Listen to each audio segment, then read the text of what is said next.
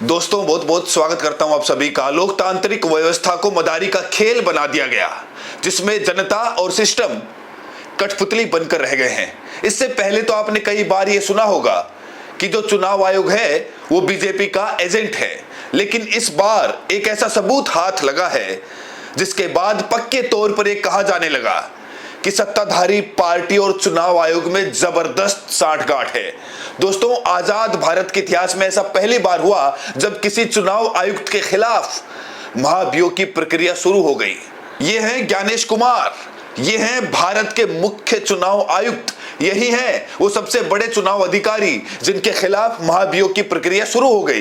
कहा तो यह जा रहा है कि अगर कोई दूसरा मुख्य चुनाव आयुक्त होता, उसके खिलाफ महाभियोग की प्रक्रिया शुरू होती, तो उसने अब तक इस्तीफा दे दिया होता नैतिकता के आधार पर। लेकिन अभी तक ज्ञानेश कुमार लगता है नींद में सोए हैं। इस बार चुनाव आयोग की चोरी रंगे हाथों पकड़ी गई है। दोस्तों, बिना देरी किए मैं आपको एक लेटर दिखाने जा रहा हूं। यह लेटर सबसे पहले आप देखिए, इस लेटर को जरा गौर से देखिए, क्योंकि चुनाव आयोग के लेटर पर पहली बार बीजेपी की मोहर दिखाई जा रही है। यहां आप देख सकते हैं, यह चुनाव आयोग का ऑफिशियल लेटर है। और देखिए, इसे एआई समझने की भूल बिल्कुल भी मत करिएगा, क्योंकि इस पर चुनाव आयोग का जवाब भी आ चुका है।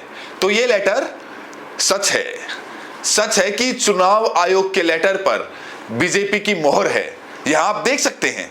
दोस्तों, आजाद भारत के इतिहास में ऐसा पहली बार हुआ है जब चुनाव आयुक्त के पत्र पर किसी पार्टी की मोहर है। जैसे ये पत्र वायरल हुआ, उसके बाद फिर से चुनाव आयोग की निष्पक्षता और नियत पर सवाल उठने लगे। दोस्तों, सबसे पहले पूरे मामले को हम समझते हैं। ये पूरा विवाद तब सामने आया जब सीपीआईएम ने सोशल मीडिया पर एक दस्तावेज साझा किया, जिसमें 19 मार्च 2019 के चुनाव पत्र के साथ लगे हलफनामे पर बीजेपी केरल की मोहर दिखाई दे रही है। इस पर विपक्ष ने जमकर बवाल काटा। दरअसल ये पूरा मामला 2019 के इस आधिकारिक पत्र से जुड़ा हुआ है। ये जो पत्र है, राजनीतिक दलों को, विपक्षी दलों को भेजा गया था।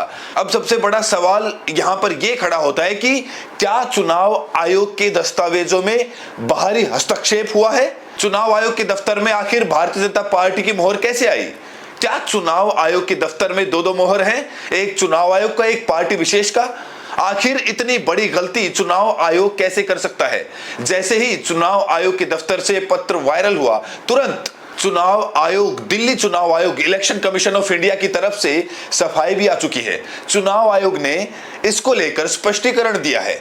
चुनाव आयोग ने इस लेटर को सही माना है। हालांकि बीजेपी आईटी सेल के जो मुखिया हैं अमित मालवीय, उन्होंने एक्स पर एक लेटर जो पोस्ट किया है, उसमें बीजेपी की मोहर नहीं दिखाई दे रही है। बीजेपी आईटी सेल प्रमुख द्वारा कहा जा रहा है कि चुनाव आयोग के पत्र में कहीं भी बीजेपी की मोहर नहीं है। लेकिन यहां बीजेपी आईटी सेल के मुखिया फेक साबित हुए, फर्जी साबित हुए, क्योंकि चुनाव आयोग ने इस पत्र को सही माना है। चुनाव आयोग ने इसे एक भारी भूल, भारी चूक, भारी मिस्टेक, क्लैरिकल मिस्टेक बताया है। तो जो लोग इस लेटर को एआई बता रहे हैं, जो ये कह रहे हैं कि बीजेपी का लोगो तो विपक्ष ने साजिश के तहत लगा दिया है, ऐसा नहीं है। चुनाव आयोग ने एक्सेप्ट कर लिया है कि ये लेटर उसके ऑफिस से जारी हुआ है। ये भारी चूक है, भारी भूल है। इसी लेटर को देखते हुए लोग सोशल मीडिया पर, वरिष्ठ पत्रकार, तमाम राजनीतिक विश्लेषक ये कह रहे हैं कि इससे बड़ा सबूत और क्या चाहिए कि चुनाव आयोग को भारतीय जनता पार्टी चला रही है।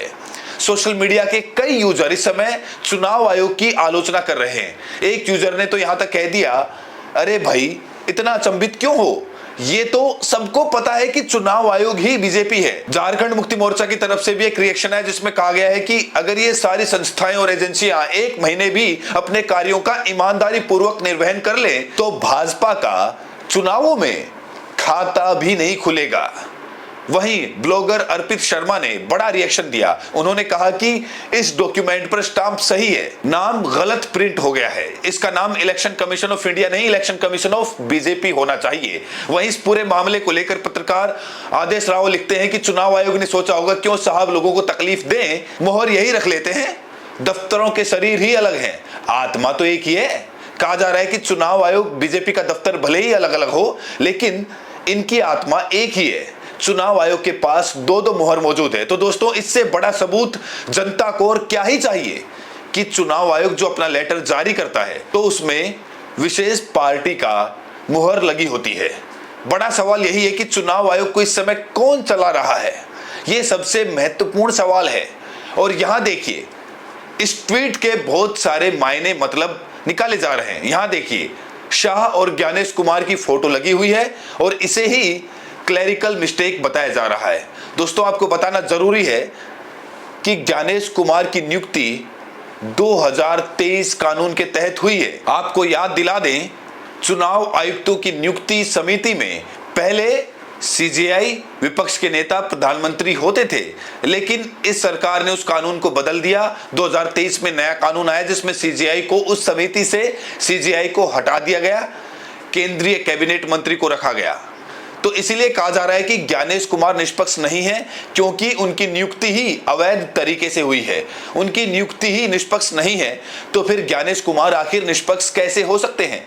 दोस्तों, इससे पहले मुख्य चुनाव आयुक्त राजीव कुमार हुआ करते थे, उनकी भी बहुत ज्यादा आलोचना हुई, निंदा हुई, और अब ज्ञानेश कुमार उनकी जगह आए हैं। ज्ञानेश कुमार की भी कड़ी आलोचना इस समय की जा रही है। विपक्ष लगातार ये कह रहा है कि हम ऐसे चुनाव आयोग नहीं चाहते हैं जो विशेष पार्टी के लिए काम करता हो, जो पार्टी विशेष के रिमोट कंट्रोल से चलता हो। हमें एक निष्पक्ष और ईमानदार चुनाव आयोग चाहिए जो इलेक्शन को फ्री एंड फेयर तरीके से करा सके। आपको बता दें कि इसी साल 5 राज्यों में विधानसभा का चुनाव होने जा रहा है। केरल, पुडुचेरी, असम, पश्चिम बंगाल, तमिलनाडु, इन 5 राज्यों में चुनाव होने जा रहा है।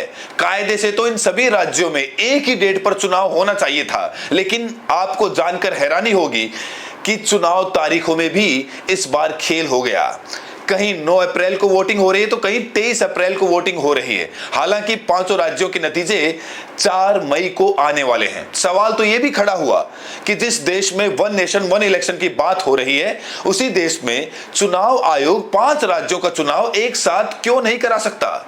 और सबसे बड़ा सवाल यही है कि वोटिंग और काउंटिंग की तारीखों में इतना बड़ा अंतर क्यों आ रहा है, क्यों नहीं वोटिंग के तुरंत बाद काउंटिंग कराई जाती है।